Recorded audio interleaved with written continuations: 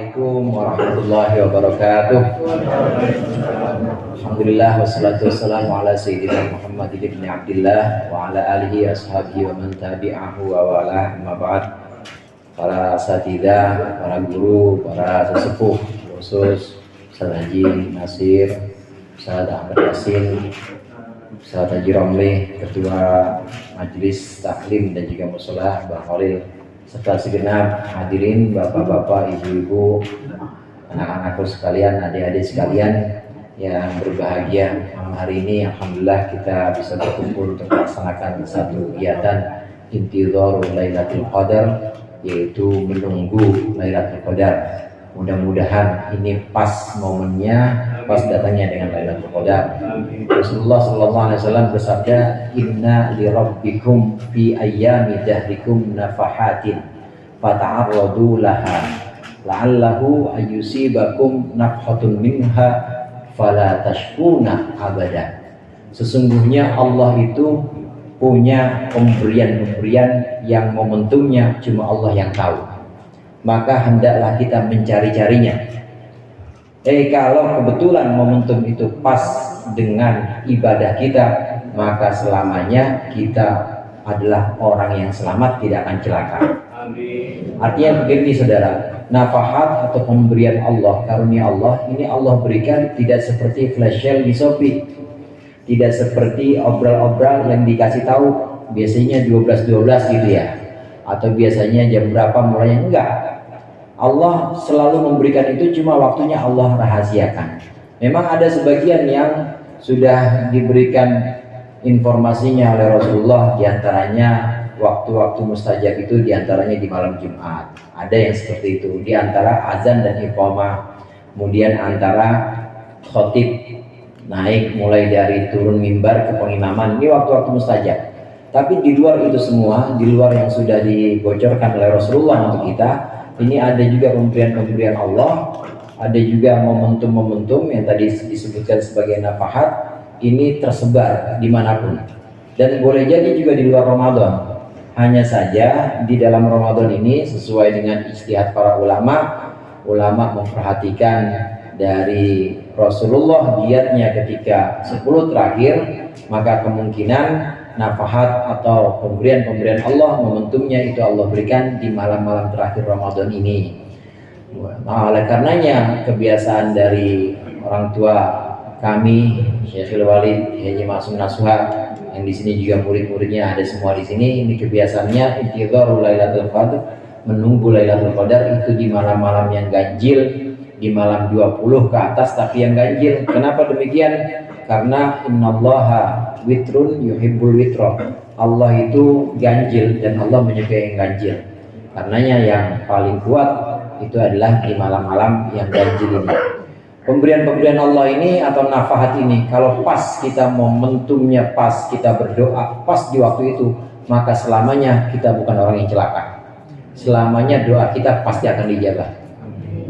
Nah, ini yang disebut dengan fata'arradu laha. Rasulullah memerintahkan kita cari-cari di mana aja itu pasti ada nafaat, pasti ada pemberian-pemberian Allah, dan cuma Allah yang tahu. Tapi kita hendaklah terus bersiap-siap untuk menyongsong momentum ini. Di malam 25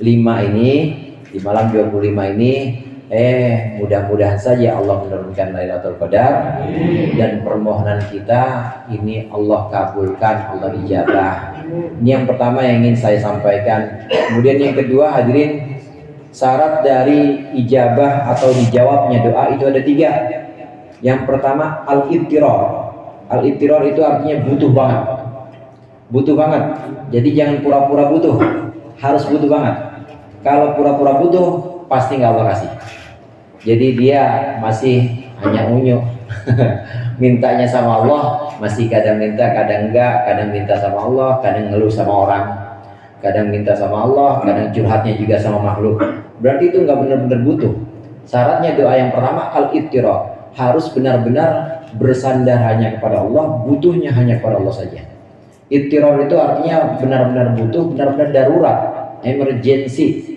Jadi kalau udah darurat, kalau udah benar-benar genting, pasti Allah yang ambil alih dan Allah kabulkan doa-doa kita. Ini syarat yang pertama, al-ittirar. Benar-benar harus kita merasa butuh. Sampai-sampai para wali atau para kekasih Allah ini adalah orang-orang yang setiap saat butuh kepada Allah. Oleh karenanya doanya itu mustajab, seucap jadi. Kadang-kadang dia ngomong seperti para wali, para sunan itu ngomong kolang kaling jadi emas, karena memang saat itu, dan bukan hanya saat itu, setiap saat para wali itu selalu butuh hanya kepada Allah saja, tidak butuh kepada selain Allah. Ini yang perlu kita tanamkan pertama, supaya doa kita mustajab, dijawab oleh Allah. Itu kita harus menanamkan rasa butuh, benar-benar mendesak hanya kepada Allah saja butuhnya, bukan kepada PRT, bukan kepada bos, bukan kepada atasan, tapi kita butuh hanya kepada Allah. Syarat yang kedua, adamul istijal. Adamul istijal ini tidak gerasa gusu, tidak buru-buru, gerabak-gerubuk minta sama Allah. Jadi seolah-olah menuntut Allah, seolah-olah Allah dituntut, Allah didemo supaya buru-buru. Jangan. Jadi harus dengan telaten. Kita berdoa habis sholat, habis subuh doa, habis zuhur doa, terus doanya Rabbana atina fid dunya hasanah, Rabbana hab lana min azwajina, buat anak-anak soleh terus. Nah, kita berdoanya ini tidak gerasa gerusu, tidak mohon kepada Allah dengan cara menuntut atau minta dengan segala, enggak, tapi kita telaten sedikit setiap habis sholat, kemudian antara azan dan qomah kita minta sama Allah. Ini yang namanya adamul istijal. Nggak boleh buru-buru, nggak boleh gerasa gerusu minta sama Allah. Kemudian yang ketiga, syarat supaya doa kita itu dijabah, adamut talabbus bil haram. Nggak boleh ada barang-barang yang haram, baik fil mat'am wal malbus, baik pada makanan kita maupun minuman maupun pakaian kita. Jangan ada yang haram. Jadi kalau doanya mau cepat diijabah, dikabul oleh Allah, maka makanannya harus kita jaga, pakaian kita juga harus kita jaga. Jangan pakaian yang boleh gosok, atau makanan yang jelas-jelas haram, atau zatnya nggak haram tapi caranya haram, jangan. Nah, dengan tiga cara ini kita benar-benar butuh hanya kepada Allah, kita tidak menuntut Allah segera, dan juga kita menjaga makanan dan pakaian kita yang halal. Insya Allah ini doa kita diijabah. Ini yang nanti akan kita mohonkan sama-sama. Kalau kita mohon jamaah seperti sholat ataupun doa, itu semakin banyak kumpulan, semakin banyak orang yang ikut dalam jamaah itu, maka semakin dekat untuk dijabah oleh Allah. Makin banyak kemungkinannya untuk dikabul oleh Allah. Makin banyak jamaahnya, itu makin cepat dikabulnya. Sholat jamaah juga begitu. Sholat jamaah makin banyak jamaahnya, itu makin kemungkinan besarnya itu makin banyak untuk diterima oleh Allah. Kemudian yang terakhir yang ingin saya sampaikan adalah tata cara dari zikir ini. Nanti zikir akan dipimpin oleh Ustaz Yasin.